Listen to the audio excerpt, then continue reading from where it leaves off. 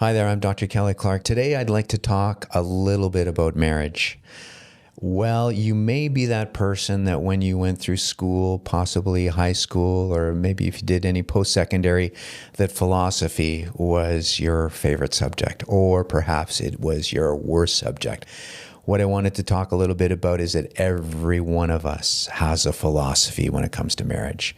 Whether you articulate it, know it, or describe it, you will act it out if you haven't articulated to yourself and to your wife or your romantic partner or to your significant other. So what I wanted to talk a little bit about is that it is healthy and it is important to talk about what you value in marriage or commitment or say a significant relationship that you have, that when you are deciding that you're going to be with this person, that you will be driven by relationship values, whether they're conscious, articulated or not. They will be acted out.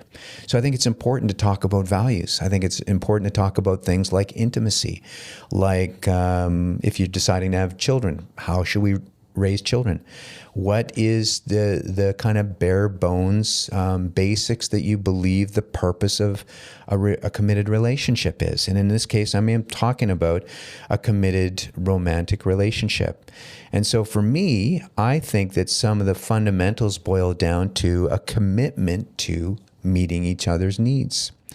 That in a romantic, committed relationship, the idea that you can go through without giving to your romantic partner will end the relationship eventually. So to me, I think a key value in a committed relationship is the idea of trying to commit to meeting the other person's needs. You can see how that is not only giving and generous, but in some sense self-serving, because if you are generous and giving and the other person's committed to that value, then your needs are going to be met as well. But it's an important value to be able to consider, I'm in this to try to meet the other person's needs. Of course, none of us are ever going to do that perfectly because we all have our stuff. We all have our pain. We all have our triggers that the other person often brings up. And so that creates some complications. The other thing that's important with, I think, philosophy and a committed romantic relationship is the sense that we are going to heal each other. Every one of us, nobody is without exception, comes into a relationship with their baggage, with their pain, with their stuff. And so I think that it is very healthy and important to realize that, yes, it's not just my partner's anger problem, it's our problem. We are going to work on this together. Of course, it manifests, and sometimes you're the recipient of the anger. And so it feels like you might want to blame them back. But really, ultimately, if you can get on board with the idea that I am going to help heal this area that is producing some anger, and that I'm committed in helping you to improve in that area, that goes a long way, I think, in marriage. So the first thing I wanted to talk to you about was consider what your values are. I have one couple that I'm quite impressed with that are friends of ours, and they actually wrote out almost like a statement of purpose in their marriage. Now, that's pretty detailed and to some maybe not feel very romantic, but they would hold themselves accountable to the values they set forth, like maybe not yelling at each other when you got angry, not using profanity, speaking to each other within a day of being angry at each other rather than letting the sun go down on our anger, these kind of things. So these kind of value statements, these people wrote in almost like a philosophy statement of their marriage. So I wanted you to think about whether you voluntarily articulate it or not, you will act out your philosophy of commitment, of investment into a romantic relationship. It'll come out in your behaviors. And that's another thing that I want to bring up is the key principle of trusting behavior.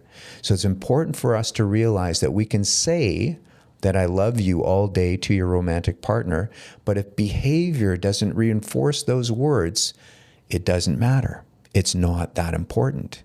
So unless somebody shows them, either by spending time, trying to pick up that favorite chocolate bar, enjoying a certain TV time together, or doing recreational activities, or meeting, each other's intimacy needs, until somebody actually demonstrates behaviors in keeping what feels and is loving as far as their values, a person can say that they love a person all day, but it actually isn't valued or observed unless it's seen in behavior. So our behaviors matter. I always look at behavior, trust behavior. So another thing is that we need to be roommates.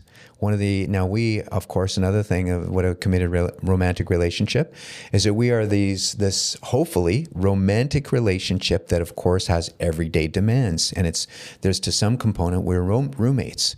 And this creates a lot of difficulties for marriages. I can see it lots. We will talk about things like they put the dishes in the sink. I like the dishes on the counter. And so you have these kind of debates. I remember a lawyer friend of mine who is female tried to tell me she could prove that putting the toilet seat down was actually superior in a provable way than having it up. Of course, the males wanting it up and the females wanting it down. And I thought that was a funny conversation. In fact, it boycotts that first priority that I talked about trying to meet each other's needs. So really, and I argued to this person that if we're trying to meet each other's needs, the female will lift the toilet seat up when they leave, and the male will put it down after he leaves. If really we're trying to meet each other's needs, just kind of a funny conversation, that's something we might incorporate into the relationship. So recognizing that we have different ideas around cleanliness and how the house is to be run, financially, these kind of things. I just read an article the other day about a couple who one was very frugal, the other one was just spent a lot and loved to blow money. And so they talked about the way that they managed it was having separate accounts. And I think another important part with that is recognizing, yes, we'll have certain different values. It's important to realize not one of us is right in that. It's not right whether you put the dishes on the counter or put them in the sink. It's just something we prefer.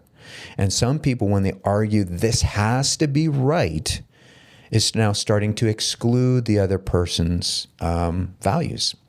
So a good compromise would be then to have the person put it on the counter, maybe 2 days a week and 2 days in the sink, these kind of things. So the idea that, no, I am not right. This is just a value, and I need to incorporate my partner's considerations on these kind of things. So back to that idea of meeting each other's needs is important.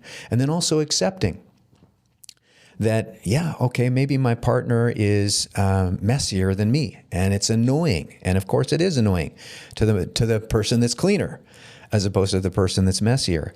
I was taken by my early training. I remember doing some marital counseling courses. And one inventory that we used to predict whether people would get divorced said that acceptance was a big value in predicting higher levels of divorce. In other words, couples that had a high idealism for that, yes, my partner will meet all these needs. Yes, my partner will turn off the lights every time I ask that. Yes, my partner will always take out the garbage. These highly idealistic couples, tended to get divorced more frequently. Those who went, they don't take out the garbage as frequently as I want to. I've told them about it, but I accept that they're going to get 80%, out of 100, this kind of thing. So that idea of accepting, things that we don't completely enjoy about our romantic partner is very important as well. These are important things that we need to consider, concessions that I think make healthy relationships. And another thing that I wanted to leave on is the idea of kind of that relationship bank account. And I think this is really important as well, that when we are in a relationship, there's not one of us that can survive in any relationship when it's constantly giving, because what that does, to use the analogy, is almost takes out of the relationship bank account. If the person continuously doesn't take the garbage out, doesn't kiss me when they come home, and that's important to me, doesn't care about my intimacy needs, doesn't care about, doesn't respond to my needs about, going out once a week for a date night, these kind of things, then each time that is not fulfilled in that person, it's a withdrawal in the relationship bank account. So the idea is that if we keep withdrawing, just like our bank accounts, if there's $100 in there, and the relationship bank account, there's $1 taken out, there's $1, eventually it's going to get to zero. When we start getting into negative balances and even deficient balances, the satisfaction of the relationship really starts to take a nosedive. Any one of us who are in romantic relationships, committed relationships, knows this to be true. When my partner does, take out the garbage, gives me a kiss when I've asked them to when I come home, says, "How was your day?" Because that's important to you. That there's a deposit. There's a deposit. Now it's starting to get higher up in the marital bank account. This is when we start feeling more satisfied. Not only because they're meeting our needs, but we feel valued, we feel respected, we feel cared for, and we feel that the other person thinks that we are important. So I wanted just to share a couple of principles. Of course, there's lots of things we can talk about with marriage and committed relationships, romantic relationships, and I will talk about those more on another day. But those are a few things I wanted you to think about. What are you doing to put deposits in your committed relationship account? I'm Dr. Kelly Clarke. You can reach me at drkellyclarke.com. Have a fantastic day, and thank you for listening to this.